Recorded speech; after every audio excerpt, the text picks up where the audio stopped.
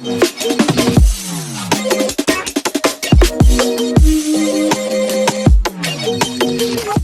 funcionalismo es una teoría de la sociología bajo la premisa de que todos los aspectos de una sociedad, ya sea instituciones, roles o normas, cumplen un propósito y son indispensables para la supervivencia de la misma. La teoría fue planteada por el francés Émile Durkheim en 1895. El funcionalismo supone que los elementos de una determinada estructura social son interdependientes, es decir, trabajan en conjunto para promover una estabilidad y para satisfacer la necesidad de cada parte. Se distinguen tres elementos o subtemas de la estructura social. El cultural, que corresponde a los valores, lenguaje y símbolos compartidos, y el social, que corresponde a la manera en que se relacionan las personas y la aceptación de las expectativas colectivas impuestas. También está el de la personalidad, que corresponde a las motivaciones y características de la población en función a sus aspiraciones, metas, logros. El evolucionismo es también conocido como exponencialismo, ya que debido a que su autor fue Herbert Spencer, esta teoría hace referencia a lo que viene siendo la evolución de la sociedad de la forma inferior a superior. Eso también es conocido como formar parte de lo que es algo similar a lo que es la evolución biológica. Es por eso que Spencer era conocido como un naturalista. Un naturalista de la sociedad. Para que este tipo de evolucionismo tuviera que estar presente, tenía que cumplir ciertas características o ciertos tipos de leyes, los cuales eran 7, que generaban a la sociedad. Estos eran la ley de la persistencia, la cual hacía referencia a lo que viene siendo la causa o la reciprocidad del conocimiento del ser humano. La ley de la indestructibilidad de la materia, eso hace referencia, mayormente ese tipo de ley se desconoció desde hace mucho tiempo, por lo que viene siendo no tan conocido en la actualidad. La ley de la continuidad del movimiento, eso hace referencia a lo que viene siendo la forma en cómo las personas van o toman pasos siguientes para poder aprender algo. La ley de la persistencia y la relación entre las fuerzas hacía referencia a lo que viene siendo cómo todo lo que estaba relacionado entre sí para formar parte de algo ya viene separado. La ley de la transformación y la equivalencia de la fuerza hacía referencia entre un equilibrio de lo que viene siendo la persistencia de unas personas para ya así aprender algo de lo que ya ha conocido. Y como penúltima ley era la ley de movimiento desde la menor resistencia hasta la mayor atracción. Eso hace referencia a lo que viene siendo cómo las personas llegan a aprender algo y desde una menor capacidad, o sea, desde algo menor hasta lo que ya viene siendo una mayor atracción, lo que viene siendo una mayor fuerte de aprendizaje. Y como último, ley de alteración. Herbert Spencer fue conocido también como un naturalista, como bien se había dicho antes, ya que demostraba con similitud lo que viene siendo la parte biológica de lo que viene siendo la vida de un ser viviente, un organismo viviente, como lo que viene siendo la organización social. La parte de Spencer usaba una analogía básica, ya que definía todo método de consideración y parentesco hacia la sociedad. Entre las analogías que se podía encontrar de Spencer que caracterizaba lo que viene siendo el evolucionismo o el expansionismo, viene siendo, por ejemplo, un ejemplo claramente de ello es cuando una persona o un niño va creciendo. Esa es una analogía que usaba él, ya desarrollando de lo que viene siendo las etapas de la vida, por ejemplo, la niñez, la adolescencia, la adultez y por último la vejez. Viene siendo también como parte, él lo asimilaba y lo igualaba con lo que es la sociedad. Hacía ver como que empezaba desde muy poco hasta llegar a lo que viene siendo una comunidad ya más grande o que tenga una capacidad más buena. Eso era lo que era el expansionismo o el evolucionismo para Herbert Spencer.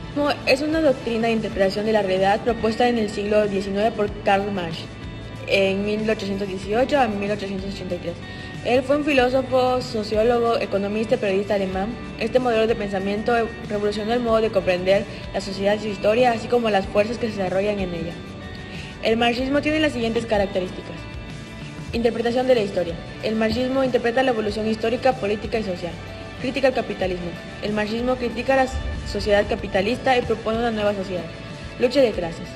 El marxismo se sostiene de las sociedades que avanzan a través de conflictos entre clases sociales. Rol del factor económico. El marxismo identifica el rol determinante del factor económico en las diferentes formaciones sociales. Ideología. El marxismo representa la ideología como un conjunto de ideas que buscan convencer universalmente sobre la verdad que responde a intereses particulares. El marxismo tiene tres dimensiones: económico, sociológico, político y crítico filosófico. El marxismo contiene el desarrollo continuo de la crítica al capitalismo y de la nueva sociedad. No es solo la crítica a la sociedad capitalista, sino que también es un proceso de la nueva sociedad en constante crítica y una interpretación de la evolución histórica, política y social. La teoría comprensiva se centra en cómo se construye el conocimiento de manera activa y contextual. Esta teoría sostiene que el aprendizaje es más efectivo cuando se conectan nuevas ideas con conocimientos previos. La clave de esta teoría es la construcción activa del conocimiento. En lugar de ser menos los receptores de información, los individuos participan activamente en el proceso reflexionando y analizando lo que aprenden. Esto permite una comprensión más profunda y duradera, ya que se relacionan conceptos nuevos con experiencias anteriores. Además, la teoría comprensiva enfatiza la importancia de la reflexión crítica. Cuestionar y evaluar la información es fundamental para desarrollar un entendimiento sólido.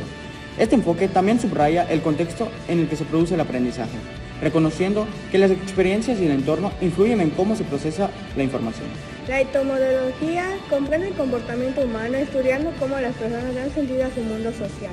Se centra en el estudio de las actividades comunes y cotidianas que realizan las personas y en el modo en el que se crean.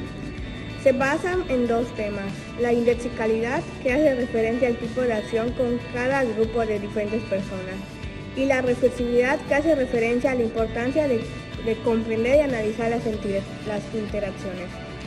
Existe un tipo de experimento que sirve para comprobar o para ver cómo se adaptaría una sociedad a algún cambio radical. Hay una teoría creada por Max Weber. Esta teoría es conocida como teoría comprensiva. Se basa en el significado que un sujeto le da a su conducta en relación con la conducta de otras personas. Quiere decir que la conducta individual de alguna manera está determinada por la gente rodeada. Esta acción es de acuerdo a fines, valores, tradicional y afectiva. La teoría simbólica se enfoca en el uso de símbolos, que pueden ser palabras, imágenes o gestos para representar ideas y emociones. Estos símbolos son fundamentales para la comunicación, ya que permiten a las personas expresar y compartir significados. ¿Para qué sirve? La teoría simbólica nos ayuda a entender cómo los símbolos influyen en nuestra percepción del mundo. Por ejemplo, un símbolo como una bandera puede evocar un sentido de identidad y pertenencia a un grupo, siendo crucial en contextos como la política o la cultura. ¿En qué se enfoca? Esta teoría se centra en la interpretación de los símbolos y cómo su significado puede variar según el contexto cultural. Esto significa que en un mismo símbolo puede tener diferentes interpretaciones en distintas culturas, lo que amplia nuestra comprensión de la diversidad humana. ¿Cómo lo podemos usar? La teoría simbólica tiene aplicaciones en varias áreas. En educación puede ayudar a diseñar materiales que utilizan símbolos para facilitar el aprendizaje.